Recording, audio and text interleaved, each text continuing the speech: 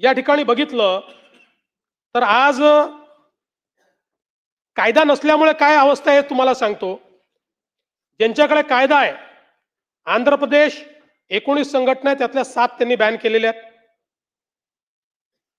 त्यानंतर झारखंड 14 संघटना आहेत, 14ही बॅन झालेल्या आहेत। त्यानंतर तेलंगणा 29 संघटना आहेत, त्यातल्या 7 त्यांनी बॅन केलेल्या आहेत। देशामध्ये सर्वात जास्त संघटना महाराष्ट्रात आहेत, 64 महाराष्ट्रात आहेत। हा लोकसभेत आलेला आहे आकडा, सगळ्यात जास्त जनसंघटना या महाराष्ट्रामध्ये आहेत। अशा प्रकारच्या कडव्या डाव्या विचारसरणीचे 64 एकही बॅन नाही आहे। आणि याच्या व्यतिरिक्त 6 संघटना अशा आहेत महाराष्ट्रामध्ये की ज्या या 4 राज्यांनी बॅन केल्या आहेत, पण महाराष्ट्रामध्ये कायदा नसल्यामुळे ते महाराष्ट्रात ऑपरेट करतात। त्यांचं हेड ऑफिस महाराष्ट्र आहे आणि ते महाराष्ट्रातून ऑपरेट करतात। त्यामुळे एक प्रकारे महाराष्ट्र सेफ हेवन झालाय। आणि अशा प्रकारे 4 राज्यांनी बॅन केलेल्या संघटना महाराष्ट्रात ऑपरेट करतात। 64 संघटना। आता जर आपण बघितलं तर सगळ्यात मोठा हॉटबेड हा त्यांनी या ठिकाणी महाराष्ट्र सांगितलेला आहे। आणि त्यातही जे काही त्यांचे डॉक्युमेंट्स आहेत, वेळोवेळी छाप्यांमध्ये सापडलेले आहेत, त्याच्यामध्ये मुंबई, पुणे, नागपूर, नाशिक आणि गडचिरोली, कोकण, अमरावती आणि बीड प्रदेशाचा समावेश। याच्यामध्ये हे सगळं विस्तारित करायचं आहे, अशा प्रकारचे त्यांचे हे सगळे डॉक्युमेंट्स आपल्याला या ठिकाणी सापडलेले आहेत। आणि म्हणूनच हा जो काही कायदा आपण या ठिकाणी करण्याचा प्रयत्न करतो आहोत, अशा प्रकारे आता जेव्हा गडचिरोली सारख्या ठिकाणी ऍक्टिव्ह केडर संपताय, त्याच वेळी पॅसिव्ह अशा प्रकारे भारतीय संविधानाच्या विरुद्ध चीड निर्माण करायची, लोकांचं ब्रेन वॉश करायचं, जसं ISI किंवा ISIS हे रॅडिकलायझेशन करतं, हे वेगळ्या प्रकारचं रॅडिकलायझेशन आहे। आणि याच्यामध्ये जे ऍफिडेव्हिट मी वाचलं त्यात त्यांनी डिटेलही दिले आहेत। चांगल्या चांगल्या प्राध्यापकांचं ब्रेन वॉश करतात,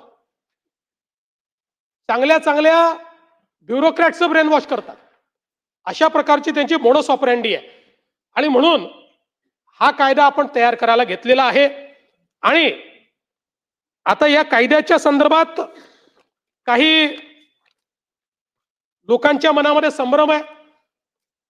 पहिल्यांदा तर या कायद्यामध्ये इंडिव्हिज्युअलला अटकच करता येत नाही, कोणालाही व्यक्तीला डायरेक्ट अटक करता येत नाही। जेव्हा एखादी संघटना बॅन होते, बॅन झालेल्या संघटनेचा जर तो सदस्य असेल तरच त्याला अटक करता येते। त्यामुळे हे जे काही सांगितलं होतं सरकारच्या विरोधात बोलतात म्हणून आम्ही अटक करून टाकू, विरोधाचा आवाज दाबण्याकरता, हे कुठेही या कायद्यात नाही, असं करता येत नाही। नाही, असं करताच येत नाही। आणि असं करायचा प्रयत्न केला तर असा कायदा टिकू शकत नाही। दुसरं, आपण जर बघितलं असेल तर या कायद्याने सगळ्यात मोठं मेकॅनिझम काय उभं केलंय?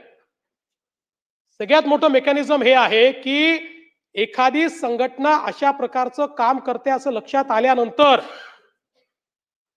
राज्य सरकारला किंवा पोलीस जो काही यंत्रणा आहे त्या यंत्रणेला ते नोटिफाय करावं लागेल आणि एका प्राधिकरणाकडे जावं लागेल। प्राधिकरणात कोण आहे? हायकोर्ट जज, डिस्ट्रिक्ट जज आणि PP अशा 3 जणांचं प्राधिकरण आहे। या प्राधिकरणापुढे जाऊन हे सगळे पुरावे मांडावे लागतील आणि त्यांनी हे पुरावे बरोबर आहे असं जर सांगितलं तरच नोटिफिकेशन काढता येईल, आणि नोटिफिकेशन काढलं तरच मेंबरवर कारवाई करता येईल। म्हणजे हा पहिला कायदा असा आहे की ज्या कायद्यामध्ये एखाद्याला दोषारोप ठेवायच्या आधी किंवा एखाद्याला पकडायच्या आधी पहिले आपण न्यायालयाकडे चाललोय, पहिले न्यायालयाची परवानगी घेतोय, न्यायालयीन व्यवस्थेची परवानगी घेतोय की बाबा हे बघा आमच्याकडे पुरावे आहेत, आणि त्या पुराव्याच्या आधारावर जर त्यांना वाटलं की पुरावे बरोबर आहेत तर ते परवानगी घेतील तर नोटिफिकेशन कन्फर्म होईल. नोटिफिकेशन कन्फर्म झालं तर पुढची कारवाई काय, तर मग बँड ऑर्गनायझेशन, जसं सिमी बॅन झाली मागच्या काळामध्ये. आता सिमी जेव्हा बॅन झाली, सिमी तर युएपीए मध्ये झाली, पण सिमी जेव्हा बॅन झाली त्यावेळी युपीएचं सरकार होतं. सिमी बॅन झाल्यानंतर त्याचे ऑफिसेस अटॅच झाले. सिमी मध्ये जे काम करत होते त्या लोकांना त्या ठिकाणी अटक करण्यात आली. ऍक्टिव्ह केडरला अटक करण्यात आली. जे त्याला फायनान्सिंग करत होते त्यांना त्या ठिकाणी अटक करण्यात आली. मग आपल्या लक्षात आलं की सिमीचं स्वरूप बदलून त्यांनी पीएफआय तयार केलाय. मग त्याच्यावर आपण अशा प्रकारची कारवाई केली. असंच याच्यामध्ये कोणालाही उचलून अटक करता येणार नाही. त्या संघटनेच्या विरुद्ध या प्रकारचे पुरावे सापडल्यानंतर त्या फोरम पुढे जावं लागेल. त्या फोरमची मान्यता घ्यावी लागेल. ती मान्यता घेतल्यानंतर त्यांनी मान्यता दिली तर कारवाई करता येईल. आणि त्यांनी मान्यता दिल्यानंतर 1 महिन्यापर्यंत त्या संघटनेला मुभा आहे की ते हायकोर्टात जाऊ शकतात. म्हणजे एवढ्या मोठ्या फोरम नंतरही त्यांना हायकोर्टात जायची मुभा आहे. आणि आपण एक लक्षात घेतलं असेल तर देशामध्ये जेवढे विशेष कायदे आहेत या सगळ्या विशेष कायद्यामध्ये फर्स्ट ज्युरिडिक्शन हायकोर्ट आलाय, म्हणून ते विशेष कायदे आहेत. जर आपण नॉर्मल कायदा केला तर फर्स्ट ज्युरिडिक्शन सेशन कोर्टाला देतो, जीएमएफसी ला देतो. पण स्पेशल कायदा केला तर फर्स्ट ज्युरिडिक्शन आपण हायकोर्टाला देतो. तशा प्रकारचं याचं हायकोर्टाला ज्युरिडिक्शन दिलेलं आहे. त्यामुळे कोणालाही तुम्ही उचलून काही करून टाकलं असं नाहीये.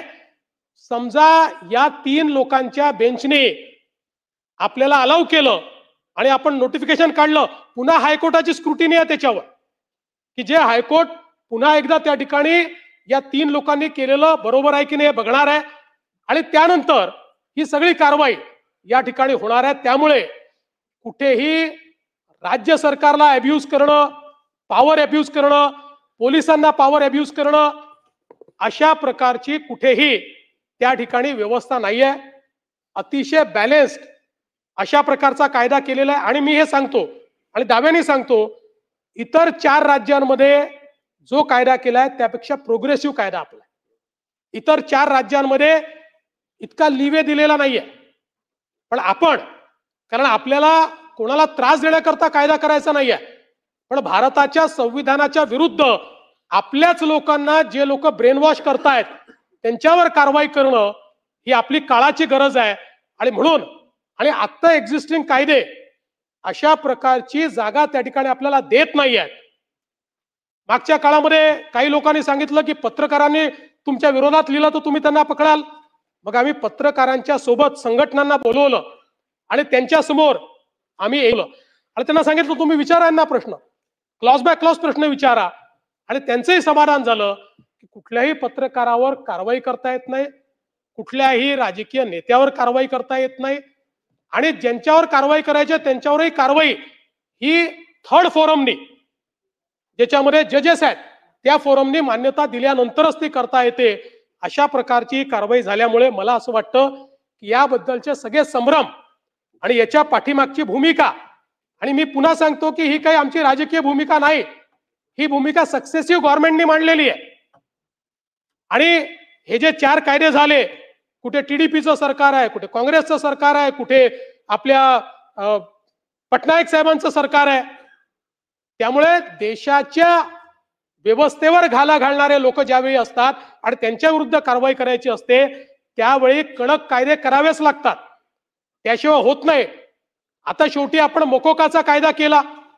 मकोकाच्या कायद्यामध्ये मला सांगा तुम्हाला डिस्ट्रिक्ट कोर्टात जाता येतं का? मकोकाच्या कायद्यामध्ये तर त्या ठिकाणी आपण ज्युडिशियल इंटरव्हेन्शन ठेवलं नाहीये. वरिष्ठ अधिकारी पोलिसचाच मान्यता देतोय. पण इथे असं नाही केलं आपण. या ठिकाणी आपण थर्ड पार्टी ठेवलेली आहे, इंडिपेंडंट पार्टी ठेवली आहे की जी या संदर्भातला निर्णय देणार आहे. म्हणून माझी या सभागृहाला विनंती आहे की या कायद्याचा कुठलाही दुरुपयोग होणार नाही, ती करण्याची आमची मानसिकता नाही. हा कायदा देशाच्या सुरक्षिततेकरता, महाराष्ट्राच्या सुरक्षिततेकरता आणि भारतीय संविधानाच्या संदर्भात जे युद्ध पुकारू इच्छितात त्यांच्या विरुद्ध तयार केलेला कायदा आहे. आणि म्हणून या कायद्याला, या बिलाला या सभागृहाने एकमताने मान्यता द्यावी अशा प्रकारची मी आपल्याला विनंती करतो.